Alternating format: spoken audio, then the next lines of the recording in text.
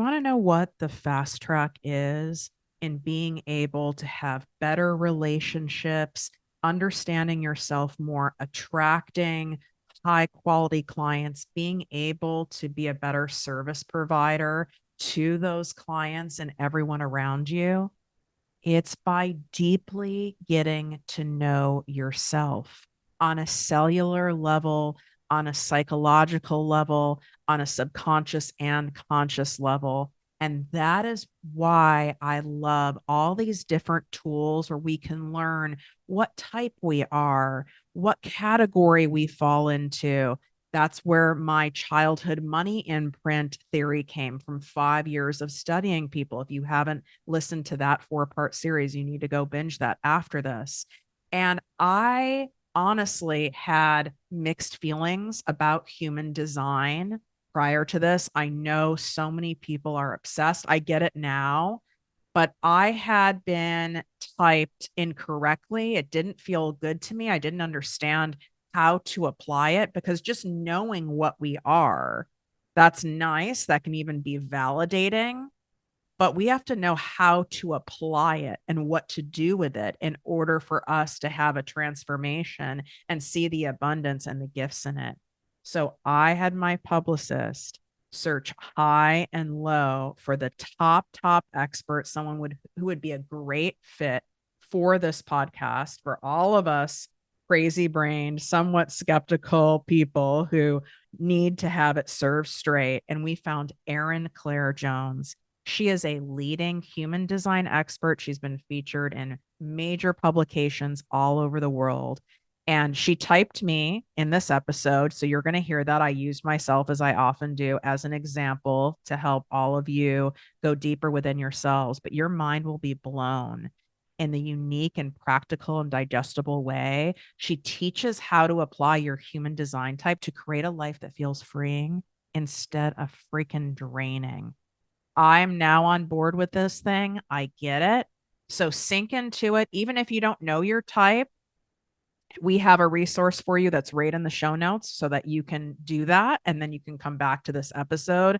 Many of you I know already do know where you fall in the types, and we go through each one, but not in a basic level.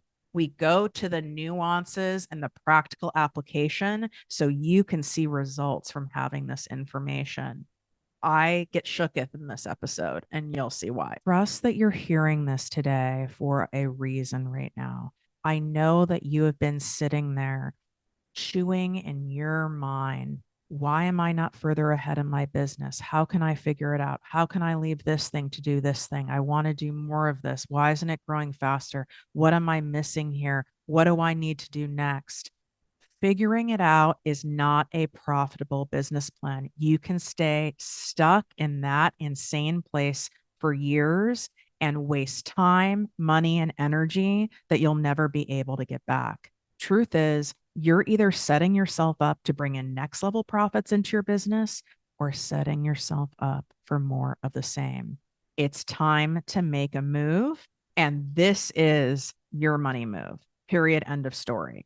Hands down, working with Tiffany has been my best business investment ever, and I've participated in dozens of people, programs, and events over the years. The results I continue to get are remarkable and sustainable. Allison Lindstrom, online coach. Okay. So the first 11 people get $1,000 off. There's only a couple of those spots left, and that's for my once a year, 2-day in-person ProjectME Mastermind Experience. This is where you are getting the exact strategy to be able to sell anything that you want to online to thousands and thousands and thousands of strangers, exactly how to package and execute and explain and present your offers so that people are eager and excited to buy them on repeat round the clock, whether you're actively working or not, or we set up different income streams for your business. And all these puzzle pieces come together over our 2 days together while we are working on that mind of yours, that money mindset, and having it get attuned and adjusted to the abundance that you want to call in. So you're not continually subconsciously self-sabotaging it or working against it. We make it fun. We make it easy. We make it supportive. We make money moves together. Go to projectmewithtiffany.com/mastermind. It's also in the show notes. You can swipe up and access it. It's also in the description here on YouTube on Project Me TV. Do not wait on this. It will sell out because I only do this once a year and the results speak for themselves. Let's make 2024 the year you did the damn thing where everything clicked and all that cash started flowing and moving. But it's up to you to make that move for yourself versus staying in more of the same. And I'm here to help you. What up, my people, my posse, my fellow crazies? It's your host, Tiffany Carter, and this is the show that is going to help you grow your business, your bank account, that big, beautiful brain of yours, your abundance, your relationships, and everything in between. It has been a long time, like years, before I have even been willing to re-explore human design. And I had my publicist do research for quite a few weeks before we brought on my guest today, Erin Claire Jones, to make sure that this person was highly vetted. I own my part and I didn't do any deep vetting, and which is interesting because with everything else in my business or when I hire somebody or even a therapist, I do great vetting. I didn't in this case. So I just wanted to disclose my part in it. And I'm not even saying anything about other human design experts, but just like in any specialty that's highly sensitive, where you are talking about someone's traits, their personality, their persona, deep stuff. If you are not with someone who is maybe yet seasoned or qualified to speak on that level, or who has experience in working with someone like myself, who is a trauma survivor, and I know many of you guys are as well, any kind of inner work can go sideways. So I wanted to make sure I was a good steward by you and for myself. And Erin has typed me. And so I am feeling a little vulnerable, not for you to guys to hear my type. It's more so because I know what happened before. But I think it's important to always like use myself as an example so you can see how this is done. And then we're going to go through this whole human design thing in the way that this woman does it so beautifully and simplifies it. I don't know what it is, Erin, but like, why do so many people complicate the fuck out of this human design thing? Like, now you've got numbers, and then there's 5 different types, but there's subtypes, and why do they do that? I think it's so easy to go down into the rabbit hole of human design, and I love it. I've gone deep into it, obviously, but I think that if you're going to make it accessible to people, you have to simplify it so deeply and so profoundly. And so I think so much of my journey in the human design world has been as a translator. It's like I go into this crazy rabbit hole and I'll listen to all these wild things and then think about how can I actually translate this information to make it simple, accessible, and useful. And I don't know if everyone does that because they might not be interested in reaching a broader audience in that way.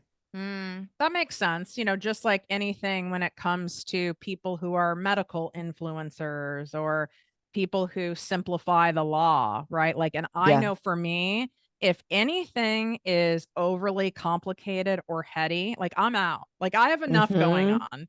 I don't need things to be more complicated in my inner world. I've noticed when I asked my audience what questions they have about human design, their curiosity, how they feel about it, there were a lot of people who had very strong feelings on either side of this, more so than even like astrology. Interesting. What kind Why of feelings? is this? This Yeah. is fascinating to me.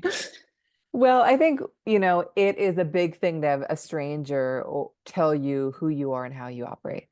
And I think when I first started sharing human design, it actually made me quite nervous, especially because I was working with many businesses where I really didn't want to go into a space and put people in a box that made them feel restricted in any way. So I think that like that can be a lot for people. My experience in sharing human design, and I've now shared it with many tens of thousands of people and many skeptics, is that it tends to feel very familiar to people. It's often not like I'm telling them anything new. It's more that I'm giving them a language for things they've always felt and known, and I'm just a stranger affirming it. And so I've actually found that it tends to not put people in a box once they start hearing it. Obviously, there are exceptions. And I think one thing I shared with you before we started recording is that I think the deeper I've gone in human design, the less dogmatic I've become. I think when I first discovered human design, I was like, this is wild. This is the truth. This has changed my life. And it did change my life. And I think where I've landed is that what matters more to me is whether human design is useful, not whether it's true. And so when I sit with people, I'm never trying to convince them of anything. I'll say your human design chart says this. How does it land? Does it feel useful? Does it feel supportive? Does it not? And so I really encourage anyone engaging with the system, and honestly, anyone listening, to remember that human design is meant to be a very empowering, expansive, and supportive tool. If it is serving as anything but that, it's probably worth putting it aside for now or forever. And also, I think, as with all systems, the way that we share it comes from our lens on the world. And so I've heard many people share human design in a way where they're like, you're this type and it means you can't do this thing, or you're this type and you must partner with this person. And like, I just don't see that in human design at all. Like, I think human design is not meant to tell us what we can or cannot do or who we can or cannot partner with. It just tells us how we can do the thing that we choose best, how we can do the thing that we choose in the way that is most aligned and most sustainable for us. It's another tool for us to get to know ourselves better and deeper and take what you Yes. like and leave the rest. If it doesn't resonate with you right now, then that's okay, right? Like, Yeah. that's No fine. problem. It's not like Yeah. all of a sudden and what I didn't look, even though I know you sent me the document, although my Virgo ass wanted to look. I didn't look. And yeah, I could see how I think of like the Enneagram, or I think of the fact like I identify as a Virgo, I identify as a trauma survivor. Some people identify as having like ADHD or being neurodivergent. And if we clutch that too closely, Mhm. I think that's the dangerous part, don't you? Is like Yes. now that's part of my identity. Like I am diagnosed with complex PTSD, I have anxiety and depression, but that's not who Tiffany is. That Mhm. is something that I have to manage, right? That's a Mhm. component. I'm not ignoring it, Yeah, but otherwise it can be used just like a lot of things, like as an excuse. Oh, I'm a Manny Jen, therefore I can't do this. And totally. Yes, I know. I've heard that so often. And my partner's called me out of moments where I've done that, where I'm like, oh, I can't do this. And he's like, what do you mean? I'm like, you're right. There's like, I can absolutely do that thing. It's just discovering how to do it in a way that works for me. And also, one thing I'll also say about human design is that it's meant to be an experiment. It's not meant to be a thing where I like tell it to you and you're like, this is my truth. I must live it. It's like, okay, I was just given a lot of interesting information about myself. If I actually put these things into practice and start playing with it, what happens? Do I feel better? Am I more successful? Are more opportunities coming my way? Do I feel worse? Do I feel constricted? So I would definitely say treat it all as an experiment. I've heard things on my own design where I'm like, I don't like that. And then I start playing with it and I like really discover how to work with it in a way that feels really good. And so don't take what I say as truth ever. Like just see what actually happens when you use it in your own life. I love that. There's a saying from my recovery program that's like, wear it like a loose garment, right? I love it. And I love that thought, like a breezy, like linen dress or linen pants where it feels good and it's helpful. And then take what you like and leave the rest. So let's go through the 5 types. And am I right in saying that? Are there really 5 types, or are there like 27? There are really five Oh, types. thank God. I was Although afraid you were going to say there's yeah, I'm like like, let's go through all 92. 60 types. Yeah. I think that some people will say four. I say five just because there's some additional nuance that's offered when we break it out into five. One thing to be aware of if you're new to human design, every person's design is incredibly unique. So while you are going to fit into one of those five types, it does not mean that you and somebody else of a similar type are the same, obviously. It means that, like, the document I sent you, there are like over 400,000 configurations of that document because type is just one piece and then there's so many other layers. So just so you guys know, this is a really cool piece of the human design chart and it's also just the first piece. So I want to start with you. Had you know your type? Do you remember it from your I experience? think I was typed as a Manny Jen. Okay, I have used a generator. Let's hope Okay. that's right. You're like, Listen, Should we check your birth info? I didn't resonate with Okay. what I was typed with. So Okay. Okay. Well, maybe we'll double check your birth info after. Basically, what it means to be a generator is that you are somebody that brings a lot of energy and life force and vitality and creativity to whatever it is that you do if you feel genuine excitement and satisfaction about what you're doing. So you're somebody who's got a lot of capacity, and the more you really follow what genuinely satisfies you, the more energy you have, and the more you can kind of uplift everyone around you. The more you're saying yes because you think you should or because somebody else asked you to, which is inevitable because you are a very resource person in many ways, the quicker your battery will drain. And so, one of the biggest lessons is to just prioritize your satisfaction on a daily basis, on a weekly basis, and know that that is better for everyone around you. When we talk about excuses, I think sometimes generators can be like, okay, like I have to be 100% lit up by everything I do. And that's just not feasible. This is not an excuse to like not take out the garbage or like not do an annoying thing in your business that you must. It's around the fact that you being primarily satisfied will give you more energy to do everything else. Boundaries are a big lesson for these people because, like I said, they're very magnetic and have a lot of capacity. So people can want them to be involved in everything. So, really trusting your gut to know what you actually feel available for. You are somebody who's meant to kind of wake up and like use up your energy throughout the day.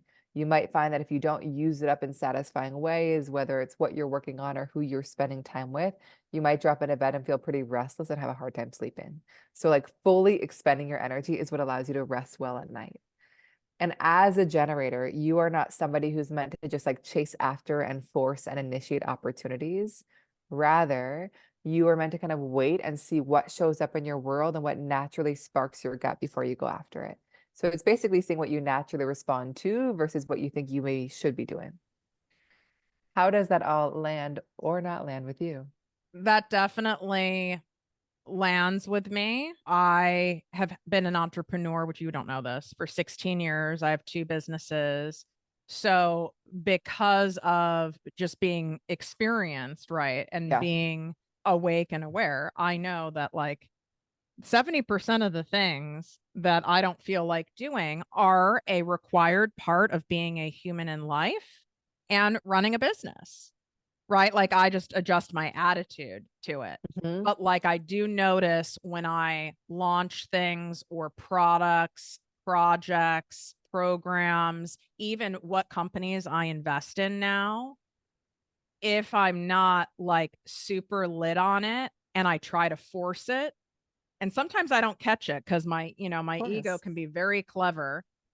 And if I don't catch it, it's a flop. It does not Yeah. go well.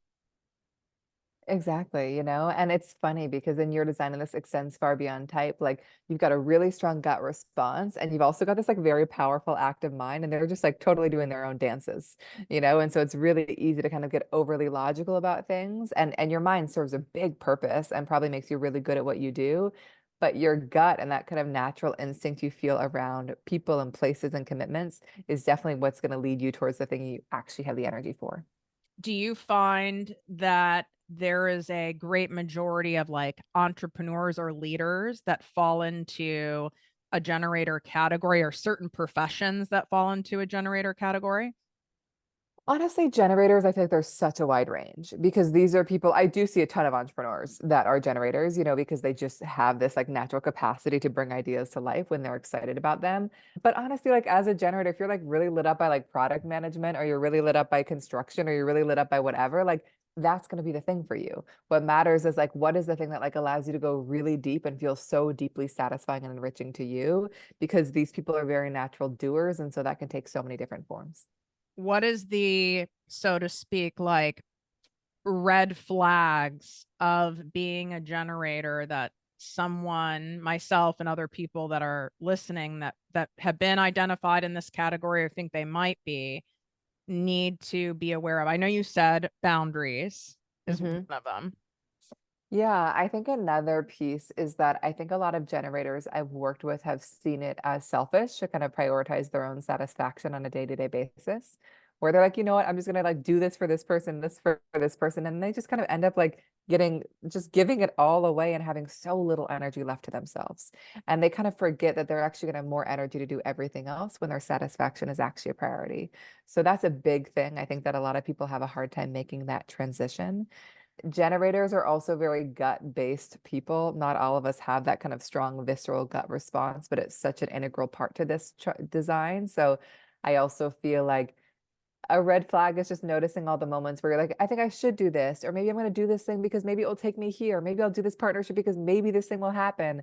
When these people are really like, I'm doing this thing because it feels right. I'm doing this thing because I have the energy for it. I'm doing this thing because I'm drawn towards it. And like, what's annoying about that is that your gut only gives you the right next step. It will not tell you what comes after that. It will not tell you what happens with the investment or what happens with that project. And so it requires a pretty immense amount of trust to just choose based on that. And then one other piece that I would say is that because generators have such a capacity for mastery and depth, and they have this very steadfast, committed energy, sometimes if they distribute themselves across too many things too quickly, it can just be hard for them to make it all happen.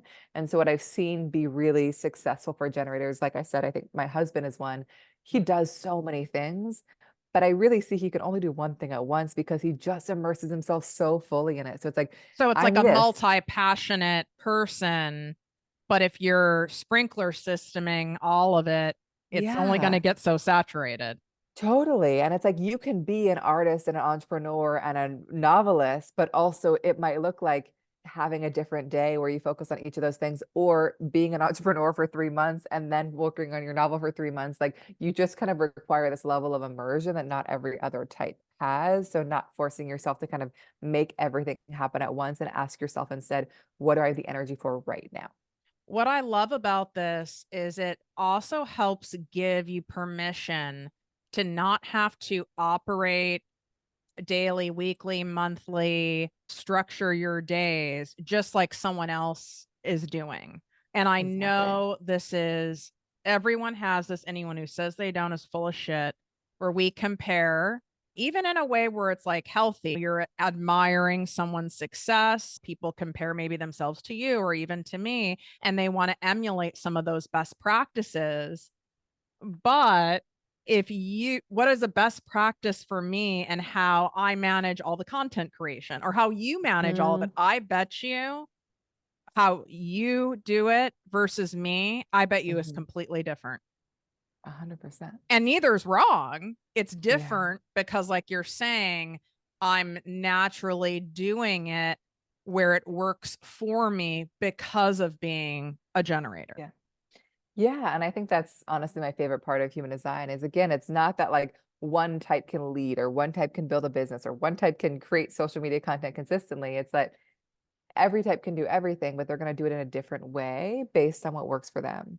And I think so often in the business world, I've had so many clients, I'm sure you have too, where they'll like take somebody's course and be like, okay, this thing worked for this person. I'm going to go learn it from them and emulate it. And then they try it only to realize it doesn't work for them because they're not that person. And that's not the strategy for them. And so I think that human design helps us know like what is a way of doing things, building a business, parenting, coaching, whatever, that might just feel far more natural to us than something else we've seen. Right. That doesn't mean that that person's program or protocol or whatever doesn't work. You just need to mold it so it can work better for you. Right. Interrupting this incredible interview to make sure you do not miss the event of the year. This is my 2-day in person mastermind experience where you are going to set yourself up to generating lifestyle changing abundance. You're going to change your money story, create life changing legacy cash while helping countless people with your gifts at this event. You are walking away with income generating skills that are going to pay off for you for decades to come. So it's my proven growth strategies and my proprietary money mindset healing techniques where you're going to be able to do this oceanside in an $80 million beach house, hearing the waves crash, the sand beneath your toes in a fun, abundant environment. Because the more fun you have, the more money you make, and you get to learn these things without being in a sterile environment or sitting in some hotel. I want it to be expansive. I want you to be in your creative zone of genius. This is how we make big things happen in a short amount of time. It's time for you to design your business and structure your offers so you can make more and work less. So all of the details are meticulously laid out in the information page. I wrote every single word and I did my best to answer every question in the frequently asked questions for you. And you'll see tons and tons of reviews that are undeniable of what you can expect to have happen at this event and after the event. Go to projectmewithtiffany.com/mastermind event. You can swipe up. The link is in the show notes and it's in the description on YouTube. And it is in my link in bio on Instagram and on TikTok at Project Me with Tiffany.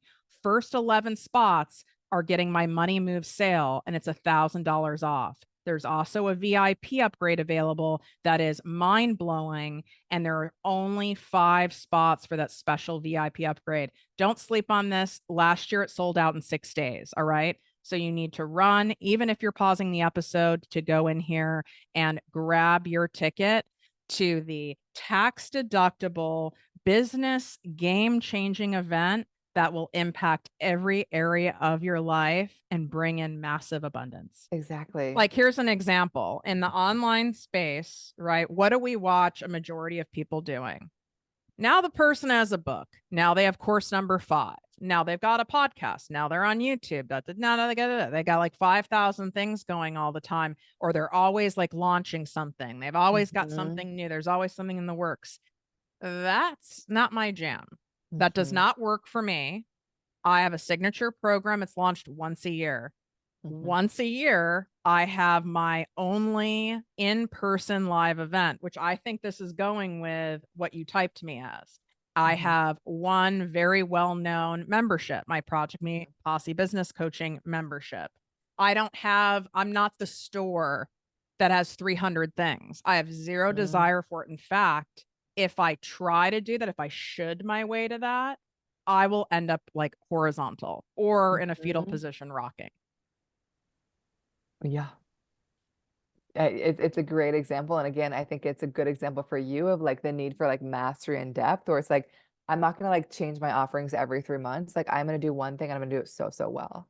And like you and I are different types, but my design has a similar need for kind of, and also again, my husband, who also runs the business with me, is a generator. Like we've offered 3 offerings over the past 7 years. And one offering has always been our signature offering. We've had it since 2019. That's just the core. Like we just, and it evolves and it changes and we keep making it better, but like it's always been that, and so it's very different than I think many other businesses that might need more variety and more change. Yeah. So when you guys are comparing or you're seeing like this person, I'm behind because this person seems ahead, that's not necessarily the case. They just have a different way of operating that, for whatever reason, scratches their itch or works better with their particular, human design type and their makeup. So, how does a generator operate when it comes to relationships? Like, what are some like key hot points they need to be aware of? Yeah. Well, in the same way that generators are meant to kind of trust what they naturally respond to in career, it's the same for relationships. So it's like, who do you feel naturally pulled towards? Who do you have that kind of gut instinct around? And then on the other hand, when your body starts closing up or you start feeling contraction or your gut's pushing you away, also trusting that. I think what I've seen in relationships, again, I'm married to a generator, so I see it very close up, is that because generators are so capable, they can kind of get stuck handling so many things in relationships. It's just like everything is piled on them. And like while they can maybe handle it for a certain amount of time, like they're going to obviously eventually break down because it's just not feasible. And so I think as somebody married to a generator, one of my biggest lessons has been as good as he is at handling things, he cannot handle it all. And whatever I can do to take things off his plate and also give him more space to do things that just bring him joy, like being with our daughter, or like going to see the horses or working on his music, whatever it is, like the better for him and the better for us. And so I think that's been a big lesson for me is I rely on him for so much. And I really learned to like, how can I give him more space and pull things off his plate wherever I can? Because I know that it's just too much for one person to handle. I mean, I really commend you for that because I know how easy it is when you have someone. I'm like, everyone I've worked with in terms of like energy healers or any kind of work, they always say, like, I have more roots than I do branches. I'm very grounded. I'm solid as Yeah. fuck. And just like you said about your husband, right? It's like, I can handle a lot and do a lot, and I know that makes so many people feel safe and Hmm. supported and secure. But if I am not doing my job and managing it and setting boundaries, because not everyone has someone like you who's very Hmm. evolved and aware and truly selfless. Because I mean, most people want a husband that's a generator. I mean, that sounds amazing. I want one. That sounds amazing. Yeah. But then it can flip on you because Yes. when a generator, and correct me if I'm wrong, reaches the max point, that shit ain't cute. No, it's like, and the thing is, one thing to be aware of as a generator is that like the way that you feel about how you're using your energy every day is very impactful in your environment. We all have different ways that we impact our environment. So to make that even more direct, if you're somebody who's like lit up by what you're doing, you're satisfied by how you're using your energy, like your energy is so uplifting and so expansive and so energizing and so bright. If you are frustrated and exhausted and drained and depleted, that energy also pours out of you. It is sluggishness, it is frustration, like it also projects into your environment. And so that's why it's so important for you to take good care of your energy because that's the thing that benefits everyone. So while it might seem selfless, it's not, you know what I mean? Because when he's really in his best state, like I see the positive impact on my daughter, I see it in her home, I see it with myself. And I can't tell you how often I've sat with new parents or parents of multiples, generator moms, especially who are just like, I really want to do this creative project or I really want to do this thing, but like I just feel like so guilty for doing it. I can't do it. And they're so drained and they're so exhausted because they're taking on so much themselves. And the minute they start to create a little bit more space for the things that do excite them on the side, they're like, oh my God, I have so much more energy to parent and to show up for my family. And so it is such an interesting thing to watch because they start to see like the effect that it has on everyone around me when I really prioritize that is pretty huge. And this is where I talk about how I finally learned to work less and make more. This goes right along with that. By pulling back, resting. I told you I just got back from a very long European, beautiful trip. I made more money while on the trip, not working, Mhm. right? Because of that magnetic energy, because I'm taking care of myself, everything becomes easier Mhm. because of that. But when we're working against it and don't utilize some of these like tools, like this Yeah. beautiful tool you're sharing today, we make it so much harder on ourselves unintentionally. Hmm. Exactly. We do. And it's so funny because there's another part of your design called profile, but it's so much around like ease and effortlessness and basically being really following what comes easily and naturally to you and the most easeful way of doing things. And it can create some guilt around doing that, but like that's where you will find the most success. And also, like you said, generators specifically, the more satisfied you are on a day-to-day basis, the more magnetic you are. So if it feels like nothing's coming your way, no opportunities, no podcasts, no romantic potential partners, I would actually first look at how are you using your energy every day and do you feel satisfied when you hit the pillow? And if you're Mm. not, then I would start that. Like go to a yoga class, go to a salsa class, like spend time with a friend that you enjoy, work on a passion project, create a garden, whatever the thing is for you, and notice what starts to show up in your world when you actually prioritize your own satisfaction. And it can sound so counterintuitive to do these things, right? It's like, but I need to do more and I have so much to do and I've got to get this done and I'm a mom and I'm this and I'm a boss and I've got all this stuff going on in life. But when you pull back enough, it actually makes everything fall into place much easier. But it does seem counterintuitive to what we've been Totally. taught in this world, in this Exactly. in this matrix that we're in. So Yeah. let's switch over to The other another types. type. Now, is generator like is it equal of the five parts? Like 20% of people are generators, 20% are Gen. So the majority of the population are manifesting generators or generators. So that collectively makes up 70% of the population. A lot. But also when you hear about it, it starts to make sense because these are the doers, the ones that have so much capacity to make things happen. Of course, we need a lot of those people. Then we'll get to projectors, which are about 20%, manifestors, which are 9, and reflectors, which are 1. Obviously, these are totally approximate. So manifesting generators have a lot of similarities to what we just shared. So if you look up your chart, you see your manifesting generator, you hear those things, a lot of those things apply. The difference here is that you are also a natural doer, somebody who's meant to prioritize your satisfaction, somebody who's meant to have strong boundaries around your energy availability and what you say yes to.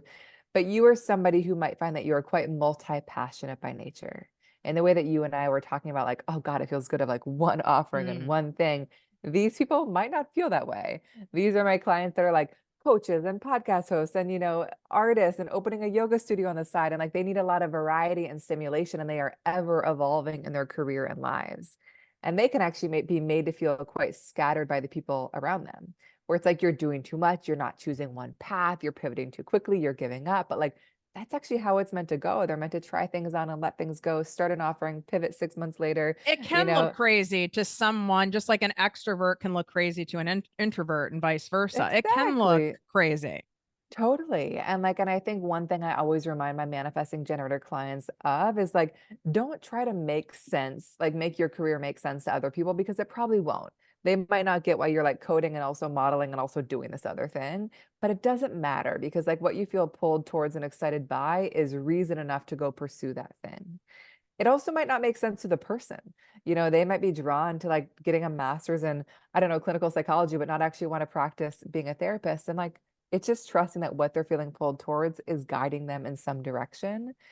Manifesting generators are also very fast. They tend to be able to find the fastest way to make something happen, but they can skip a few steps along the way. So I think another important lesson for manifesting generators, and this kind of goes to your question of like, where can they get taken off track, is to not expect others to move as fast or do as much as them. Because I've had so many manifesting generator clients. I had one in particular who came to me and she's like, Erin, I just went through 7 assistants. Like, what is going on? And I was like, what is going on? Like, why are you letting them go? Why are they not working? She's like, nobody can move as fast. And I was like, totally makes sense. They're not meant to. You actually probably would benefit from somebody who moves slower and can handle the step-by-step pieces so that you can move fast and kind of be in that fast flow. So I think as a manifesting generator, if you're expecting a partner, friend, colleague to move at your speed, they're not meant to. They have their own gifts. I would take the time to discover what those are and trust that efficiency is one of yours.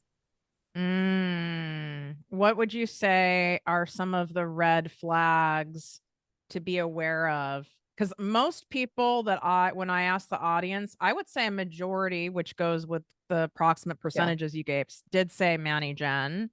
I mean, Yeah. whether they're typed right or not, I don't know. So, what would you say are some of the things that they really need to be careful of? I feel like I coach a lot of Manny Gens, like where, like you said, they skip steps, then they get upset because they're not making the money or they're not reaching the goal or it's not, the plane isn't landing Hmm. yet. They feel like they're doing all the things and they're in it and they're not, I'm not being lazy and I'm doing all the stuff. But because they move so quickly, they innocently bypass some of the key fundamentals that make the connections to make the money, as an example. Yeah. And I think that goes to, when possible, having the right support around them, because some steps are really necessary. So having people that can like handle those steps so they can kind of move fast and be in that beautiful flow. I think where I also see manifesting generators struggle is when they're kind of sticking with things for too long. They're like, oh, I said yes to this thing, I committed to this thing. I've got to stick with this offering. I've got to stick with this thing, when the energy is actually just not there for it anymore. And so while they might feel guilty for pivoting or feeling like they're quitting for pivoting, it's not benefiting anyone for them to kind of be a half-hearted yes about what they're committing to. And so I would say really giving yourself permission to keep pivoting and keep changing and trusting each experience is bringing you some value that you'll kind of bring on to the next one. I think similar to generators, manifesting generators are definitely prone to just saying yes to too many things, and especially because they are often so multi-passionate and so excitable and so energized, it can be easy to be like, I've got to do it all right now. And I would definitely take the time to have somebody sit with you as a manifesting generator and ask you, what are you excited about this? Are you excited about this? Is the timing right for this? Is the timing right for this? And just help you know, like, oh, these are the two things I want to pursue right now. And this thing I'm super excited about, but maybe I'll do in a year or 6 months. Because you might be excited about many things, but it doesn't mean the timing is right to pursue them all. And I think also, another red flag is like, again, like I said, it's really trying to kind of make sense of to other people and like niche down. In the same way that you and I like to niche down, manifesting generators will likely feel so confined and constricted if they try to do that. And so, as counterintuitive as it might seem, I would say, like, follow what feels right in the moment and let that niche keep evolving, and don't force yourself to kind of be in a box because it's so unnatural for you to try to fit there comfortably. What would you say is like the main identifying differentiator between what makes someone a Manny Gen versus a straight up generator? So generators often kind of have this desire for like mastery, this kind of depth, whereas manifesting generators might move between many different things at once. And then generators might enjoy the step-by-step process of bringing an idea to life, whereas manifesting generators might enjoy the speed and the skipping steps part of bringing a thing to life, which makes these two types really amazing collaborators. Oh, You know, interesting. I thought you were going to say that there is a lot of butting heads that could occur because you have one person who's kind of like slow and steady and another person who's like hippity skippity. right. Definitely butting heads if they're trying to be the same. If they kind of really realize how different they are, and the generator can kind of be in that slow and steadfast, making sure those steps are covered, and the manifesting generator can kind of be in this like wild creative flow where they're bringing new ideas to life, they can be so complementary in a business.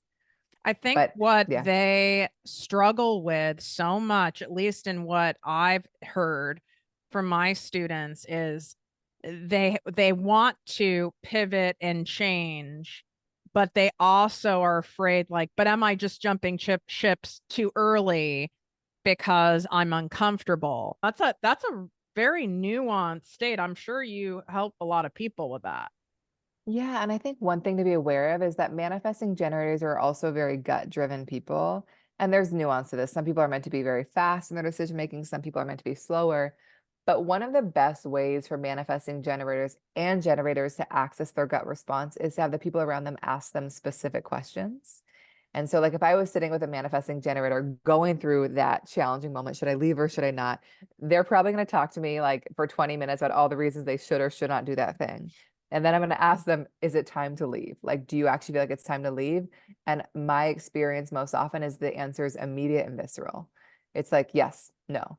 And so, like, there's a lot of other stuff there, of course, but often there's a knowing underneath it all. And so, my work in sitting with people is just to help them get there, and they can have other people in their life get them there. I don't have any special ability. I just know how to listen to whether it's their gut leading or not, but their partner could do the same. So could their friends. So could you.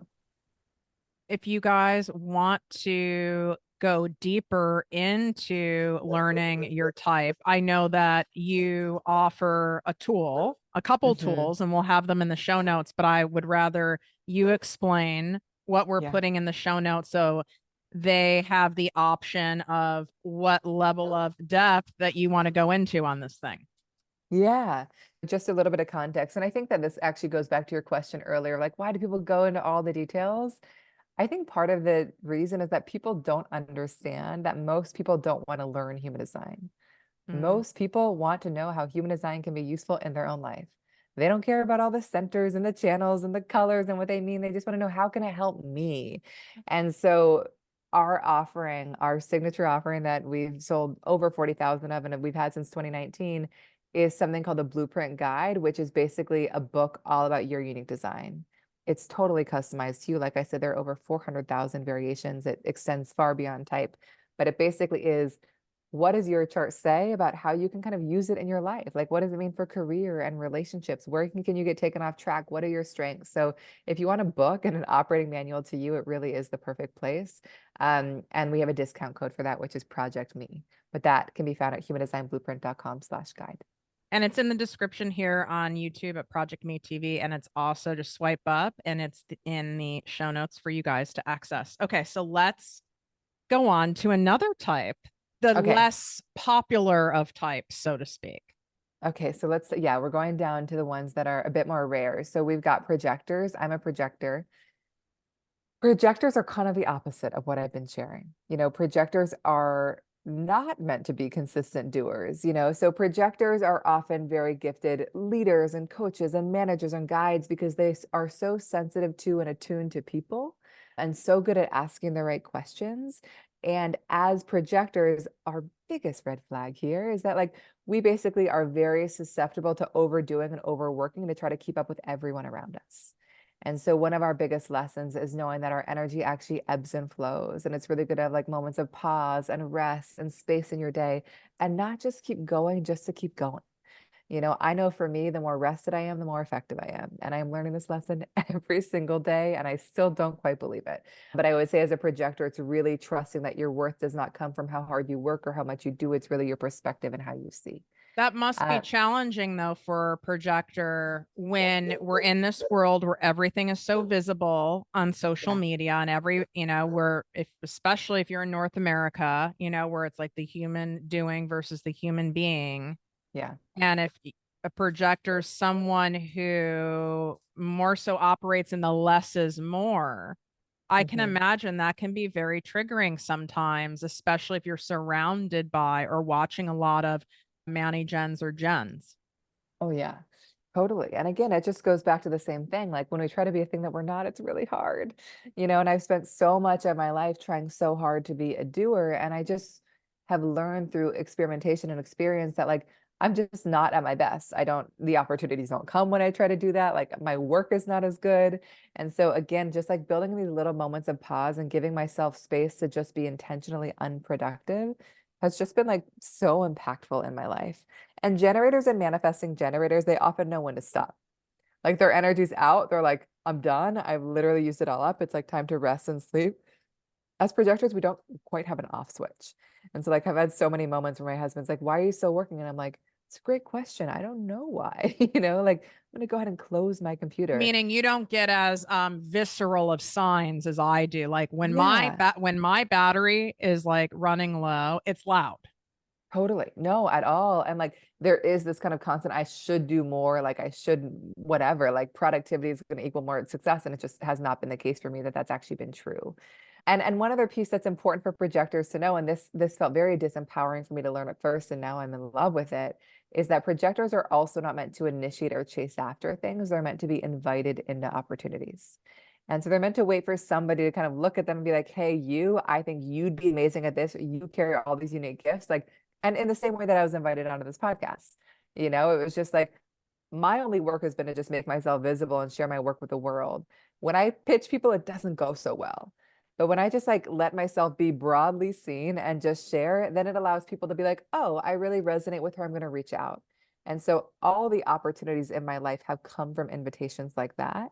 And it's even funny. I'm working on a book right now that's due in a month. And like I went through the traditional publishing process, but my agent who I worked with is the one who reached out to me, not the one I thought I wanted to work with. The woman who eventually bought the book reached out to me and then was the one who like it's just like so many things in my life. That's how it happens. And your And so battle is trusting that. sing it. It's so hard to And the trust more you that. start forcing, pushing, pining, doing, the more you're repelling basically your manifestations. Exactly. And it's also hard as a projector on a day-to-day level because projectors are super perceptive. And so they basically see so much where it's like, oh my God, I see how this person could like do this differently, or I could see how this could be done better. But like if we share all these insights without an invitation, people are often very resistant to them. And then we start to feel bitter and resentful.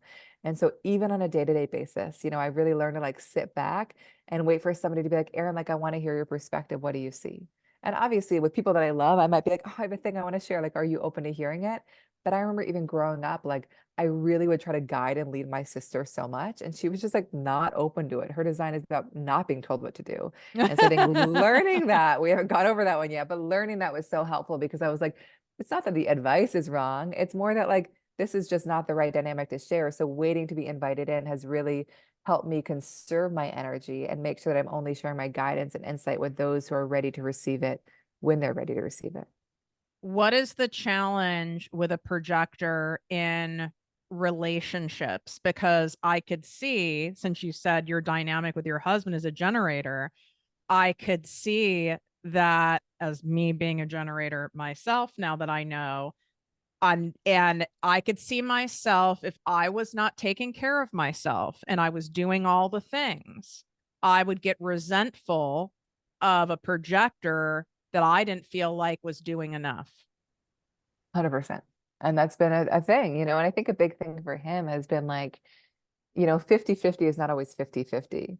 It's not like we're contributing the exact same thing in the exact same way, but it's been more discovery of like, how can we each contribute in a way that really is sustainable and feels good for us? So yeah, and especially like right now, it's like I'm pregnant, I'm doing all this. It's just like I need a lot of rest and a lot of space. And so like he's really learned that about me. And like he does his very, very best to honor that. And we also have a business together. We work together basically our whole relationship. God bless you. I have Uh, zero desire to do this. I don't know whether I'd recommend it.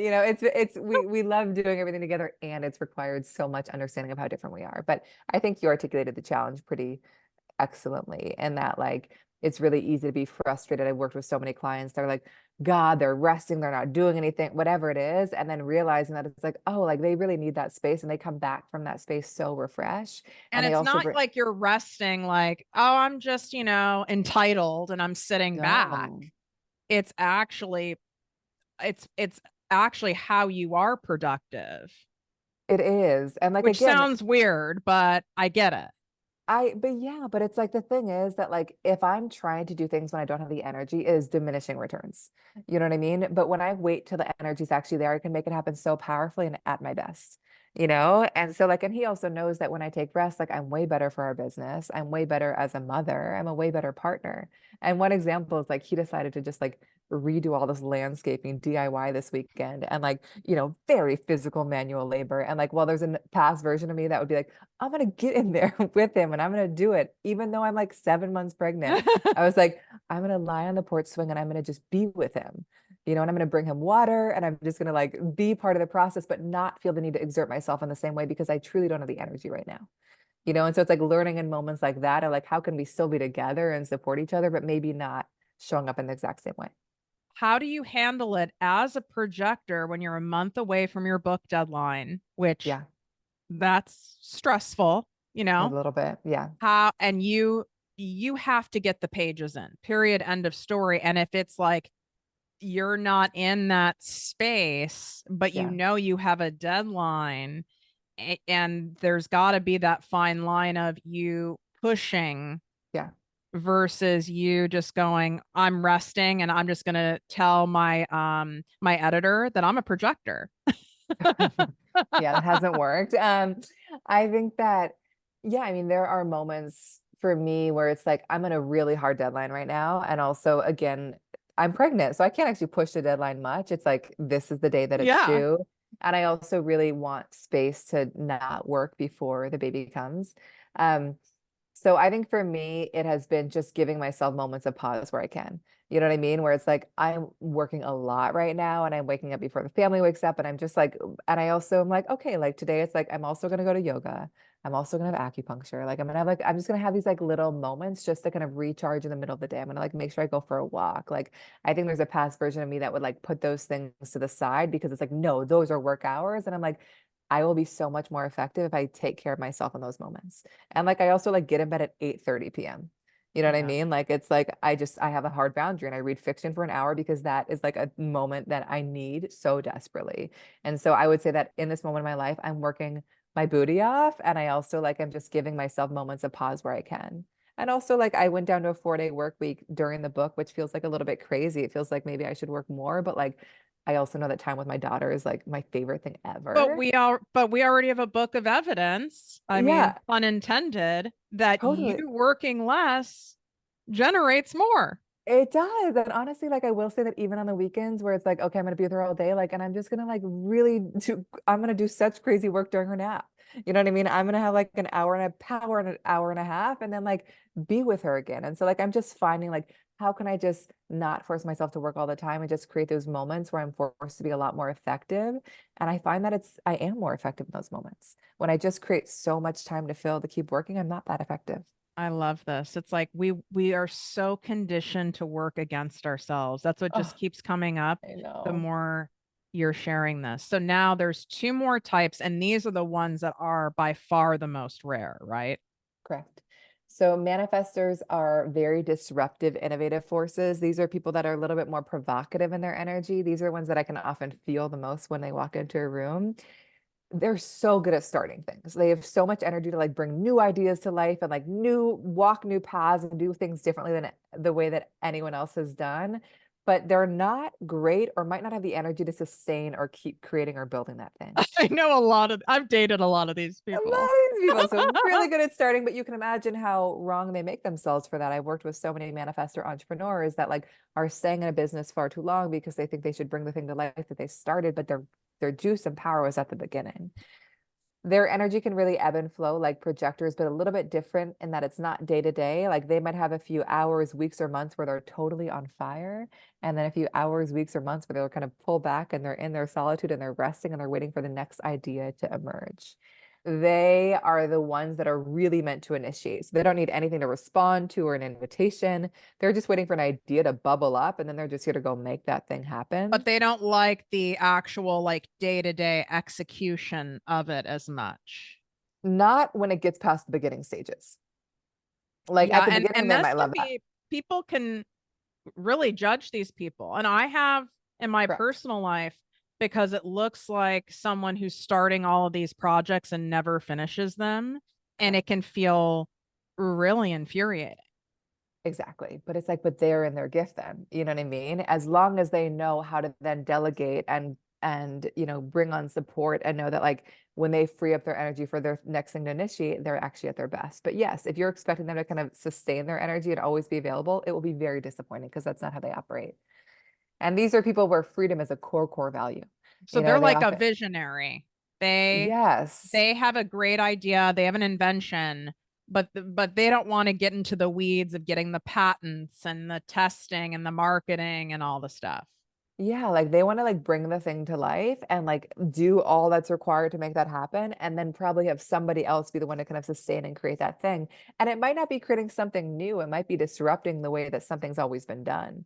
Like I find that a lot of these people can struggle in a corporate environment when people don't appreciate their innovative nature. Because I've had so many manifestor clients that come in, they're like, okay, we could do this all way better. And if the like boss or CEO is not open to that and resist it, it obviously won't feel great. But if they are in a really innovative, disruptive role that makes them feel free and autonomous, they can thrive in any environment. Are there any public figures, like whether you actually know them or not, that you would say this person is likely a manifester? Because you said their energy is so potent, you can usually feel it.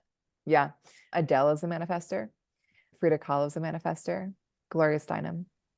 Okay. So a Yeah, lot of manifestors, would it be fair to say they're provocative thought leaders, like they make people totally. think differently Yeah, and that's get a their lot of gift. backlash for it as well. Correct. It can be a little bit polarizing, but they're here to like really just like do things their own way. And their energy is very intense, and that it either kind of like inspires people and impacts them so greatly, or it kind of pushes people away. I'll be honest with you, and I'm sure the my Virgo-ness plays in here as well. I would, if I were to say the most triggering, at least where we're at so far, I know we still have another type, it would be the manifester type in my personal and professional life. As Yeah. someone who I was a former CEO of a very large company, Hmm. and those manifestors who would come in and it would be in a meeting and likely, they weren't maybe practiced or aware of how to best communicate their ideas. They'd like plop it on a table and you're like, well, that's going to cost $25 million. So that's not really helpful here, Hmm. like, and are you going to pay to do the work and da da da da da da da, or it's that guy I've dated where it's like, well, you should do this in your business and you should do that in your business and you should get this redone in the house. And you're like, so are you going to fucking do it for me? Like it definitely Totally. triggers me. Yeah, and I think that's a good reminder of why it's so important to kind of understand the people around us and how to honor them. Because if a manifestor is in a position where that disruptive, innovative nature is why they're there, then you're like, give me the ideas. Like I cannot wait to hear them. But if like that's not why they're there and they're expected to do something else, it's just going to be probably not what you want. Yeah, I could see how that's really useful in a work environment, in a personal environment, to not take it things so personally, and for yourself to know what you are and take responsibility for how you operate and communicate as well. Exactly. Exactly. And yeah, I mean, I've had so many clients be like, can you just send my blueprint to my boss? Just like have them read it, like help them know how to work with me. And I have such a particular love for manifestors because my sister's a manifestor and so is my mom. So I just like grew up. Interesting. Yeah. So I kind of grew up in that energy, and yeah, it's just been really interesting to see and to know how to honor them, because again, like I try to tell my mom what to do. Still, I'm like, oh, you should do that thing. And like you can just see like, like don't tell me what to do, because manifestors are not here to be guided or told what to do. They need to feel free to do things on their own terms and in their own way. And I will say the last piece about manifestors is like they're here to initiate new ideas, but they're also here to inform and keep people in the loop of what they're choosing and when. And that can be really annoying for them. But like basically their energy is very impactful. So if they go off and disappear and don't inform you, you can be like, what is going on? What happened? But if there's just like a simple like, I need a little space to myself, or like I've decided to do this thing, like it just kind of puts people at ease and makes them kind of be let into their process a bit more. And so I want to say that for the manifestors, it's probably very unnatural for you to keep people in the loop because you want to go off and do your own thing. And yet it is meant to bring so much more ease into your relationships, businesses, all of it. Ooh, that's a beautiful piece of advice because, like we keep saying, some of the things we're talking about, in fact, most of them will seem counterintuitive, Yes, but doing the counterintuitive, doing the contrary action here is actually what's going to get you more of what you want. exactly. What And is that's the the piece that's the least natural. That's like of all human design like if you types and the charts. I Yeah. could totally see that because it Yeah. can feel like, well, I have to check in with someone. Like I don't want to check in. I Totally. don't want to feel controlled. Like I don't want. Yeah. I absolutely could see and have empathy on that Yes. other side. I had to learn empathy for like extroverts as someone who's an Yeah. introvert, right? And I feel my work and talking to you, and I'm so appreciative for your wisdom and how you're explaining it because I can see the work I need to do is Yeah. find more empathy and compassion by learning these different types because I already feel it now. Totally. I know. I can see the struggle in some of like in each of these types like okay, that probably does feel hard. Yeah. And like, and I will say that human design's obviously so useful on an individual level to be like, how are we meant to do things in the way that works for us? But I would say it's almost even more potent on a relational level because you start to realize all the areas in which you expected others to be just like you. And you start to be like, oh, they're wired differently. Let me take the time to understand how they work and what they need. And it really transforms relationships and brings us so much closer together when we understand how different we are. So what is this final one? This is the one that's like 5%. 1%. Oh my I gosh. know. It's So and it feels this is our these are little unicorn people. they're unicorn people. These are people, they're called reflectors, and they are people that are very sensitive to their physical space and they're always kind of taking in and magnifying the energy that they're around. And so, in some ways, they're reflectors because they're mirrors for where they are, for teams, for communities, for society. So, how reflectors are showing up is often a reflection of the quality of that space. If they're in a team and they're feeling super energized and super excited, that probably is the energy of that team. So we call reflectors evaluators in the context of business because they just see and sense and feel things that most people don't. And so they often thrive in positions where they can kind of like share their perspective on what's not working, what is working, and how things can kind of progress forward in a better way. Like I said, they're very sensitive to space. So I would encourage these people to be quite ruthless about where they spend time, making sure their city feels good, their home feels good, their office feels good. If they go into a restaurant, the vibe is right, the table is right. Like being in the right space informs their experience. Another core part of being a reflector is that they are not just one thing. They will likely have days where they feel like generators or manifesting generators or projectors or manifestors.